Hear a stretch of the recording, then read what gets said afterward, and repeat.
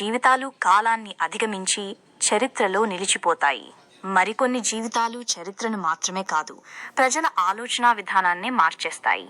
రామోజీరావు ఆ మూడో కోవకు చెందిన మహనీయుడు.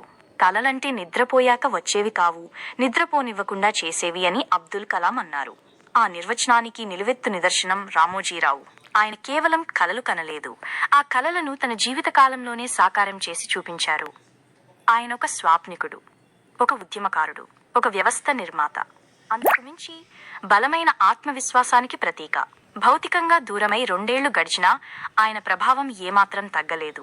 ప్రతిరోజు లక్షల మంది చేతుల్లోకి చేరే పత్రికలో, కోట్ల మంది వీక్షించే మాధ్యమాల్లో, వేలాది కుటుంబాలకు జీవనాధారమైన సంస్థల్లో, తెలుగు ప్రజల ఆలోచనా విధానంలో ఆయన జీవించే ఉన్నారు.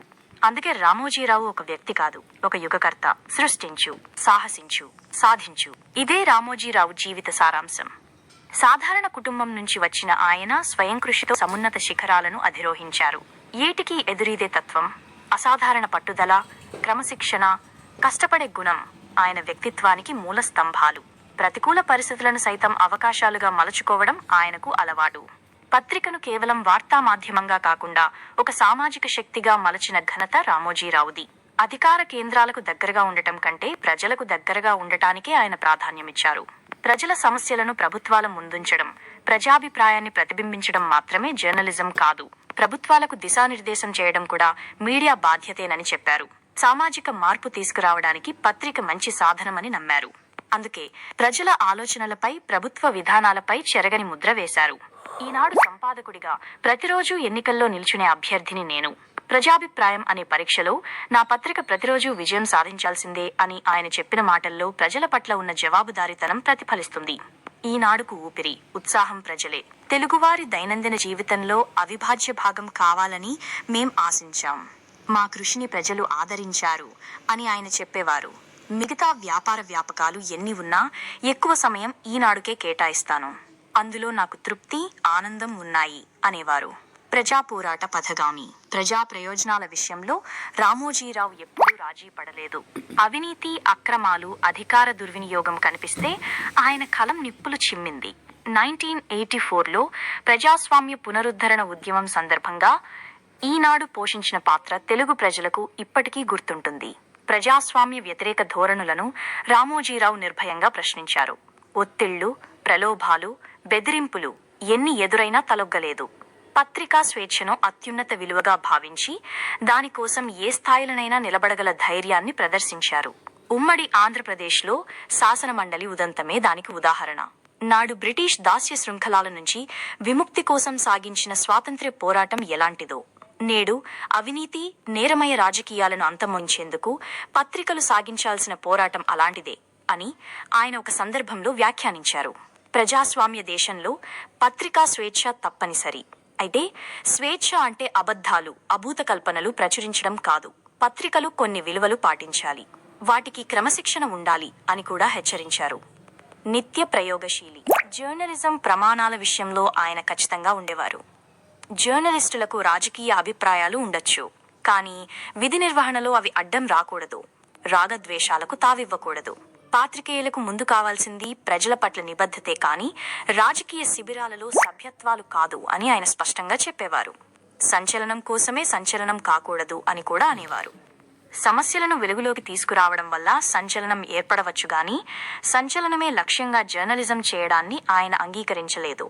తెలుగు జర్నలిజంలో రామోజీరావు చేసిన ప్రయోగాలు విశ్వవ్యాప్తమైనవి. జిల్లా పత్రికల ద్వారా గ్రామీణ వార్తలను ప్రధాన స్రవంతిలోకి తీసుకువచ్చారు. రైతులు, మహిళలు, యువత, విద్యార్థులు, ఉద్యోగులు అందరికీ పత్రికలో స్థానం కల్పించారు. మహిళల కోసం ప్రత్యేక పేజీ, రైతుల కోసం అన్నదాత, సాహిత్యాభిమానుల కోసం చతుర, విపుల, తెలుగు వెలుగు, చిన్నారుల మనోవికాసం కోసం బాలభారతం వంటి పత్రికలను ప్రారంభించారు. రాజీపడని సంపాదకుడు. తాజా వార్తలతో కూడిన పత్రిక సూర్యోదయానికి ముందే పాఠకుడి గుమ్మం దగ్గరికి చేరాలనే సంకల్పంతో ఫ్యాక్సిమిలీ వంటి సాంకేతిక పరిజ్ఞానాన్ని రామోజీరావు 1980లోనే ప్రవేశపెట్టారు. వార్తను ఒక ఉత్పత్తిగా కాకుండా ప్రజల పట్ల బాధ్యతగా చూశారు. పాఠకుని పత్రికకు కేంద్ర బిందువుగా నిలిపారు. అందుకే ఈనాడు కేవలం ఒక పత్రికగా కాకుండా ప్రజల జీవితాల్లో విడదీయరాని భాగమైంది. రామోజీరావు దృష్టి వ్యక్తులపై కాదు, వ్యవస్థలపై ఉండేది. అందుకే ఆయన నిర్మించిన సంస్థలు కాల పరీక్షను తట్టుకుని నిలుస్తున్నాయి. వేల మందికి ఉపాధి కల్పించడమే కాదు, అనేక తరాల జర్నలిస్టులను తీర్చిదిద్దారు. నిబద్ధత, నాణ్యత విషయంలో ఎన్నడూ రాజీపడని సంపాదకుడిగా ఆయన నిలిచారు. ప్రతిరోజు పత్రికను చదివే తొలి పాఠకుడు, అత్యంత కఠిన విమర్శకుడు తానే కావడం ఆయన అంకిత భావానికి నిదర్శనం. రామోజీరావు వ్యక్తిత్వంలో మరో విశేషం నిరంతర నవీకరణ. ప్రతిరోజు ఏదో కొత్తదనం కోసమే నా ఆరాటం. ప్రయోగాలు విఫలం కావచ్చు, అయినా అదే నా విధానం అని ఆయన చెప్పేవారు. అందుకే ఈనాడు భారతీయ భాషా పత్రికల్లో కొత్త ఒరవడిని సృష్టించింది. మారుతున్న కాలాన్ని ముందస్తుగానే అంచనా వేసి సాంకేతికతను అందిపుచ్చుకుంది. మరుపురాని వైతాళికుడు. విజయ శిఖరాలపై ఉన్నప్పటికీ రామోజీరావు నేర్చుకుంటూనే ఉన్నారు. నిరంతరం చదవడం, కొత్త విషయాలు తెలుసుకోవడం ఆయన సహజ స్వభావం. అందుకే పత్రిక, టెలివిజన్, డిజిటల్ మీడియా రంగాల్లో తన ముద్ర వేయగలిగారు. తెలుగు భాష, తెలుగు సంస్కృతి పట్ల ఆయనకు ఉన్న నిబద్ధత అపూర్వం. మాతృభాష పరిరక్షణ కోసం జీవితాంతం కృషి చేశారు. ఆయన నిర్మించిన సంస్థలు కేవలం వ్యాపార సంస్థలు కావు, లక్షలాది కుటుంబాలకు జీవనాధారాలు. వేల మంది ప్రతిభావంతులకు అవకాశాలు కల్పించాయి. రామోజీ గ్రూప్ సంస్థలు ఎలా ఉండాలని ఆయన కోరుకున్నారో, ఆయన కుటుంబ సభ్యులు, సహచరులు, సిబ్బంది అదే విలువలతో వాటిని నిర్వహిస్తున్నారు. రామోజీరావు లేని లోటు పూడ్చలేనిది. కానీ ఆయన చూపిన మార్గం, ఆయన పెంపొందించిన విలువలు, ఆయన నిర్మించిన సంస్థలు ఇంకా ఎన్నో దశాబ్దాల పాటు తెలుగు సమాజంలో కలిసి నడుస్తూనే ఉంటాయి. అందుకే కాలం గడిచినా రామోజీరావు జ్ఞాపకాలు మసకబారవు.